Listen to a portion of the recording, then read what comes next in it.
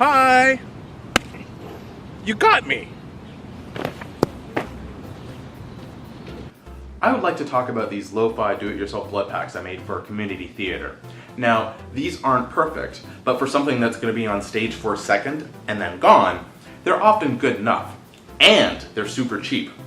I was looking into commercially available alternatives to these, and the websites for those would say things like, as seen on The Walking Dead, and not list prices, so that probably means I couldn't afford it.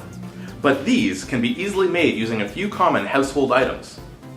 Large bubble wrap and scissors, a bit of water and red food coloring, duct tape, and a syringe. Okay. Syringes can have some scary connotations, but there are legitimate uses for them. For example, at the lab we've got syringes full of solder flux to aid in assembling electronics. I bought this at the surplus store to aid in assembling this prop. Moving on. Find a nice looking bubble and double check it hasn't been popped by somebody. And if you feel that pocket of air in there, carefully cut around the bubble. Now, I like to cut as far away from the inner pocket of the bubble as possible, which means they're going to be adjacent bubbles that we can't use, so the sheet will not have 100% yield. But I'd rather use only some of the bubbles in the sheet and have them work perfectly, than use every bubble in the sheet and have every bubble be not very poppy. When you're done cutting out your bubbles, double check that you haven't nicked them and you still have a firm pocket of air. Next comes making the fake blood. Now, there are other more complex fake blood recipes that use corn syrup and other things, and those recipes might be better for blood coming out the mouth or something like that. But for our purposes, we just need some food coloring and water, because all we're doing is we're getting red on clothes. And food coloring is somewhat washable. It's good enough for the run of our show. And with food coloring, all you need is a few drops.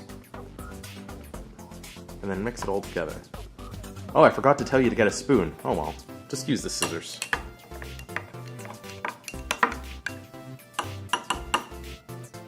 Next, you'll want to draw about 2.5 cc's of fake blood.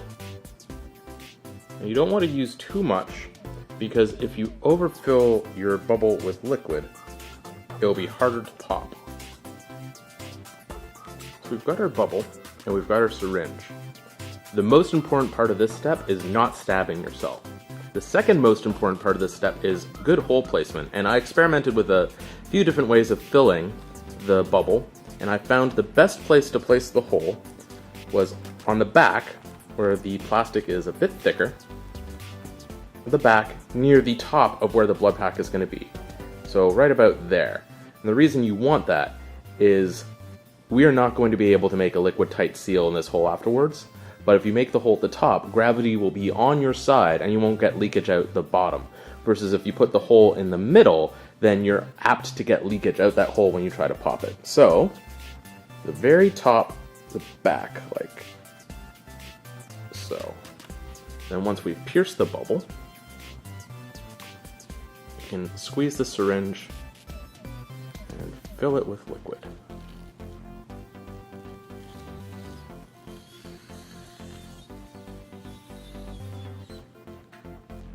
Next, we want to tape this up. So keeping track of where the hole is, it's at the top there.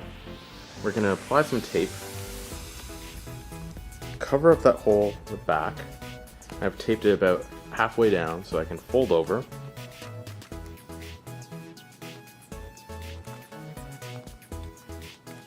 And there we go, we have a pouch full of fake blood.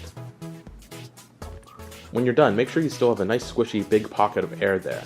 But don't squeeze it so hard that you squish all the air out, or else it won't pop when you need it to. And that's it! Now you've got a cheap do-it-yourself blood pack. Oh, you got me again!